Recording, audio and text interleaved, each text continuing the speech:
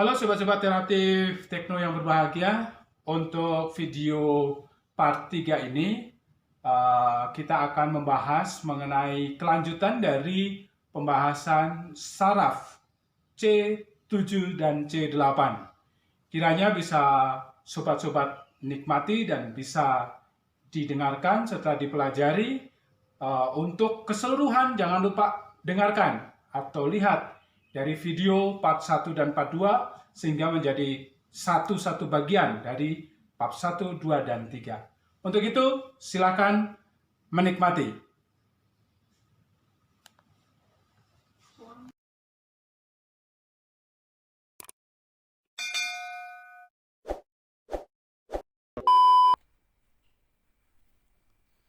Ya, selamat jumpa kembali sobat-sobat interaktif Tekno yang berbahagia.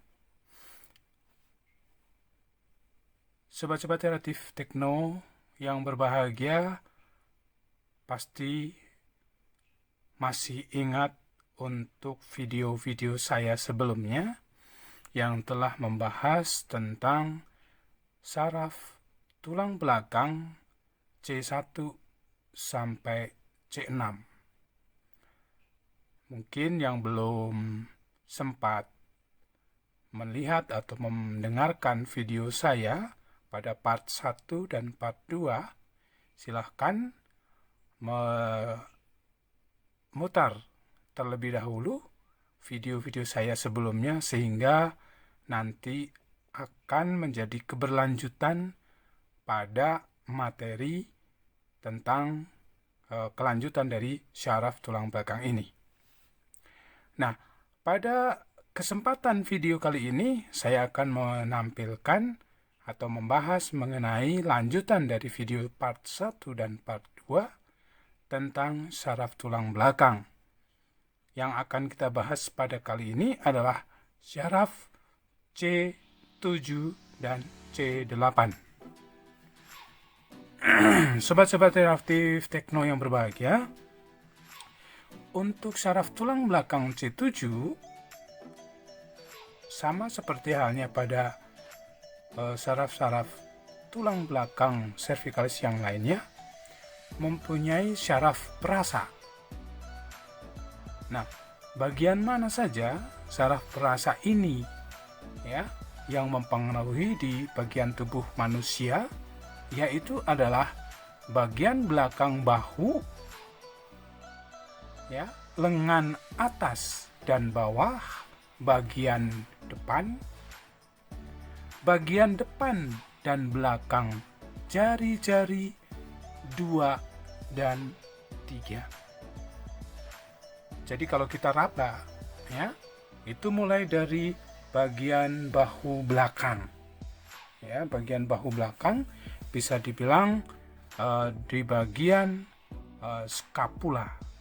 Di situ di bagian skapula, terus bergeser ke arah luar sampai ke lengan atas dan bawah, lengan atas dan bawah, sampai pada bagian depan dan belakang jari 2 dan jari 3, sampai depan dan belakang jari 2 dan jari 3, Di sini pengaruh dari syaraf tulang belakang bagian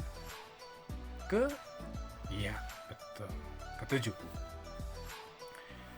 Kalau di teori shiatsu atau akupresur, bahwa ini jalurnya jalur meridian usus besar. Jadi syaraf-syaraf di sini ini mempengaruhi meridian usus besar, khususnya pada bahu dan bagian lengan atas dan lengan bawah sampai kepada jari 2. Karena kalau usus besar itu adalah berawal dari sudut kuku, jari kedua sisi luar, ya. Nah, di situ adalah awal muasalnya atau berawalnya meridian dari usus besar. Mungkin masih pada ingat yang pernah belajar tentang shiatsu, ya. Inilah pengaruh dari saraf cervicalis 7. Nah, otot-otot apa saja yang dipengaruhinya? Yaitu adalah otot ekstensor dan fleksor. Ya, ekstensor dan fleksor. Pada pergelangan tangan. Ya, mungkin masih ingat lah ya, eksfleksor dan fleksor. Nah, seperti ini ya. Ya, eksfleksor dan fleksor. Nah, juga pada ekstensor jari-jari dan ekstensor jari-jari. Jadi, hanya otot-otot inilah yang dipengaruhi oleh C7.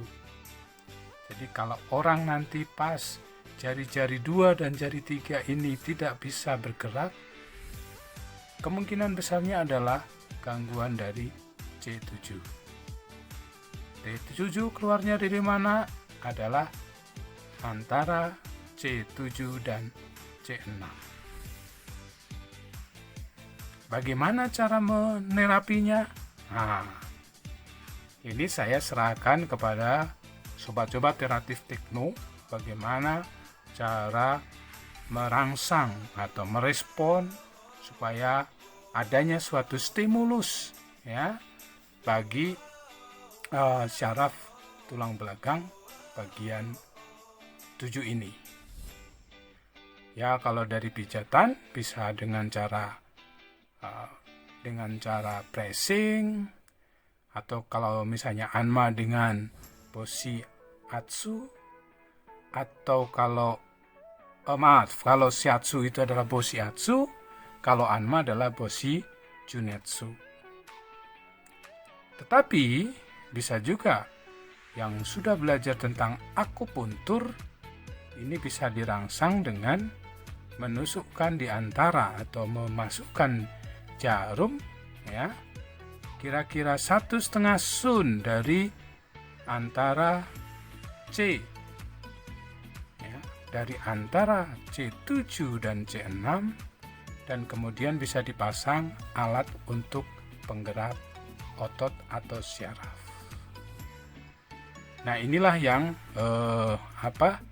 tentunya syaraf ini yang nanti terapi, sekaligus juga kita ambil bagian-bagian tadi yang mempengaruhi saraf perasa.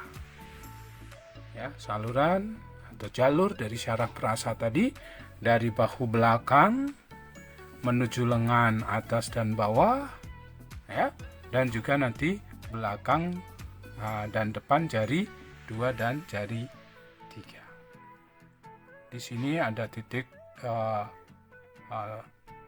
usus besar, ya, cukup banyak juga. Di sini bisa dirangsang dengan tekanan ibu jari ataupun bisa menggunakan akupuntur. Nah, alat-alat tubuh manakah yang dipengaruhinya adalah kelenjar gondok, sendi siku dan bahu. Kelenjar gondok, ya, sendi siku dan bahu. Cukup banyak juga untuk alat-alat tubuh yang dipengaruhinya. Tentunya ini berpengaruh juga pada otot-otot yang ada padanya, ya. Untuk kelenjar gondok ini saraf perasa, ya, saraf perasa, karena kelenjar gondok mungkin masih ingat ya ada di mana, ya. Dan juga untuk sendi siku dan sendi bahu.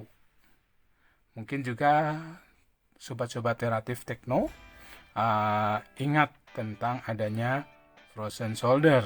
Nah, ini bisa juga syaraf C7 ini mempengaruhi dari frozen shoulder tersebut.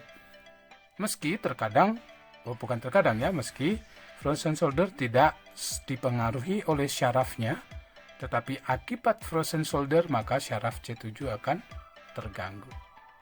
Makanya kalau orang yang tidak bisa menggunting ya, menggerakkan dikala menggunting itu tidak bisa, atau misalnya memegang gelas itu tidak bisa, berarti adalah sudah mulai lemahnya dari C7 ini. Baik, selanjutnya adalah penyakit yang muncul akibat terganggunya dari C7 ini adalah tadi ya, sudah terpengaruhnya dari kelenjar gondok, berarti penyakit gondok ya, demam dan juga sakit leher. Ya, inilah penyakit-penyakit yang dipengaruhi oleh akibat terganggunya syaraf dari C7. Oke, sobat-sobat Iteratif Tekno yang berbahagia, saya hanya mengingatkan demi keberlangsungan dari video-video saya berikutnya, jangan lupa tekan like, subscribe, dan bunyikan loncengnya sehingga nanti akan adanya notifikasi bagi rekan-rekan sobat Iteratif Tekno dalam video-video saya yang terbaru. Dalam hal ini banyak ada rekan-rekan dari yang sudah mulai menanggapi dari video saya untuk meminta beberapa penyakit yang minta dibahas di sini. Nah, ini saya sudah punya listnya untuk penyakit apa saja yang akan saya bahas di video-video saya berikutnya. Maka jangan lupa tekan like, subscribe, dan notifikasinya ya, dan jangan lupa komentar ya. Saya membutuhkan komentar dari sobat-sobat Iteratif Tekno ya. Sudah cukup banyak yang berkomentar, baik melalui WhatsApp saya, baik melalui komen langsung di YouTube, dan juga ada juga yang di Facebook ya. Nanti rekan-rekan silahkan ya berkomentar, kita berdiskusi ya. Kemungkinan saya ada salahnya ya, tapi itu sobat-sobat Iteratif Tekno bisa menyempurnakan ya, untuk kita sama-sama bertukar pikiran dan juga saling melengkapi, di mana pengobatan alternatif baik melalui pijat shiatsu, ama, massage ya, ataupun yang lainnya, ataupun dengan akupresur dan juga akupuntur, kita bisa saling melengkapi demi memuaskan pasien-pasien kita. Dan juga bisa video-video saya ini bisa menambah pengetahuan bagi pasien-pasien yang juga telah kita terapi, sehingga nanti dari pasien-pasien inilah bisa menjaga kesehatan dan juga untuk selalu mengetahui bahwa penyakit ini harus dibutuhkan terapi secara rutin ya. Oke, sobat-sobat Iteratif Tekno, kita lanjutkan. Untuk berikutnya adalah kita bahas tentang syaraf C8. Baik, syaraf C8 ini adalah dari perasanya itu adalah di daerah atas skapula ya, sisi tengah lengan atas dan bawah sampai jari-jari 4 dan 5 ya. Nah, kita sambil ini saya tunjukkan adalah ya, lengan atau daerah di atas ya, di atas skapula ya, di atas skapula. Nah, setelah itu adalah di lengan atas dan lengan bawah sampai pada jari-jari 4 dan 5. Ingat rekan-rekan sobat Iteratif Tekno, fungsi dari jari kelingking ya, jari kelingking ini fungsinya sebenarnya untuk menahan. Kalau kita misalnya nih kita dalam pegang sapu atau pegang tongkat misalnya, untuk sobat-sobat Teraktif Tekno yang mengalami disabilitas netra, kita dipengaruhi oleh jari kelingking atau dipengaruhi oleh syaraf C8 ini. Seandainya kita nih, jari kelingking kita tidak bisa bergerak, pasti cengkraman tangan kita ini terhadap benda-benda tadi itu akan terganggu. Pasti gampang lepas. Ya. Kalau tadi C7 tadi adalah kita pegang gelas tiba-tiba jatuh. Nah, kalau ini adalah pegang sapu atau tongkat atau yang lainnya, itu gampang juga jadi lepas. Ini pengaruh dari syaraf C8. Ya, pengaruh dari syaraf C8. Nah, alat-alat tubuh mana yang dipengaruhinya adalah kerongkongan, bahu, lengan atas dan bawah, serta tangan. Oke ya, kalau kita lihat adalah yaitu kerongkongan, mulai dari kerongkongan berarti untuk kita bicara sampai ke arah bahu, sampai ke arah lengan atas dengan lengan bawah, sampai ke arah tangan. Ya. Oke, itu yang dipengaruhi oleh C8 ya, C8.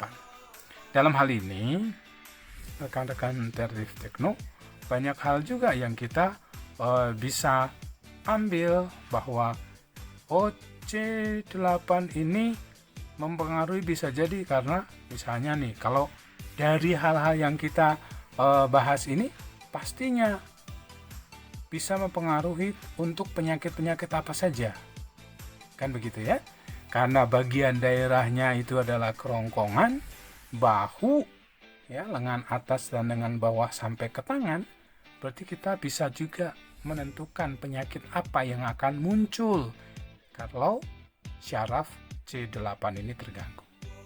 Nah, penyakit yang muncul jelas sakit bahu ya, dan demam. Nah, kenapa ini demam? Bisa terjadi karena apa? Dikala kita itu sakit tenggorokan, atau kita kerongkongan sakit, atau kita mengalami hubungan dengan saluran pernafasan kita, itu akan mengakibatkan demam. Nah, ini adalah relevansinya ke arah sana. Sobat-sobat Teraktif Tekno, kalau kita ini sudah mengetahui daerah mana yang dipengaruhi, otot apa yang dipengaruhi, dan akhirnya kita mengetahui juga sakit apa yang mungkin terjadi kalau syaraf ini terganggu. Ya, oke, sobat-sobat Teraktif Tekno, coba kita akan kita akan ulang dari apa yang telah kita bahas tadi, yaitu C7 itu adalah bagian belakang bahu, lengan atas dan bawah, bagian depan ya, bagian depan dan belakang jari 2 dan jari 3 ya. Ya, tadi yang saya katakan misalnya pegang gelas jatuh, nah itu kemungkinan adalah syaraf C7 ya. Terus untuk penyakitnya ya, sakit kondok, demam, sakit leher, ini sudah jelas. Dan untuk C8 ini adalah daerahnya adalah atas skapula ya, atau kalau dibilang berikat ya, skapula itu berikat, terus ke arah lengan atas dan lengan bawah sampai ke arah jari 4 dan jari 5. Untuk penyakitnya yaitu sakit bahu dan demam. Demamnya oleh apa? Demamnya oleh karena terganggunya pada kerongkongan. Sobat-sobat Teraktif Tekno, untuk materi atau untuk pembahasan kali ini saya cukupkan sampai di sini.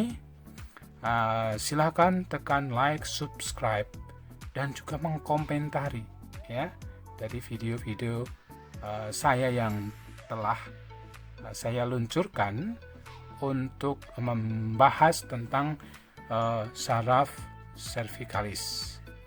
Jadi kita bahas saraf cervicalis. Sekali lagi, cervicalis itu ada cervicalis 1, 2, dan 7, tetapi syarafnya adalah sampai 8.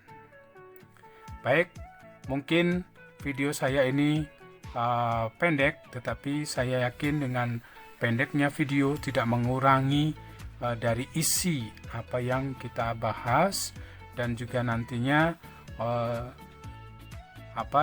saya juga menunggu dari masukan rekan-rekan, karena sudah ada juga yang masuk kemarin secara telepon langsung, bahwa jika perlu ada iringan di belakang dalam pembahasan ini, ada backsoundnya lah begitu ya.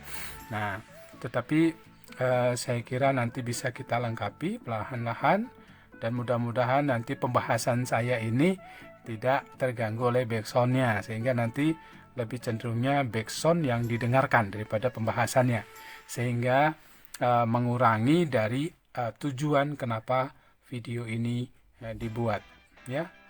Oke, sekali lagi untuk pembahasannya saya cukupkan sampai di sini. Jangan lupa untuk memberikan komentar dan juga saran, baik secara langsung secara WhatsApp ataupun dari Facebook ya, dan juga dari ada di sini saya punya Instagram juga. Nah, silahkan mengomentari semua itu, dan juga bisa melalui email ya, email. Oke, baik sobat-sobat Teraktif Tekno, terima kasih sekali lagi, dan akhir kata selamat jumpa kembali.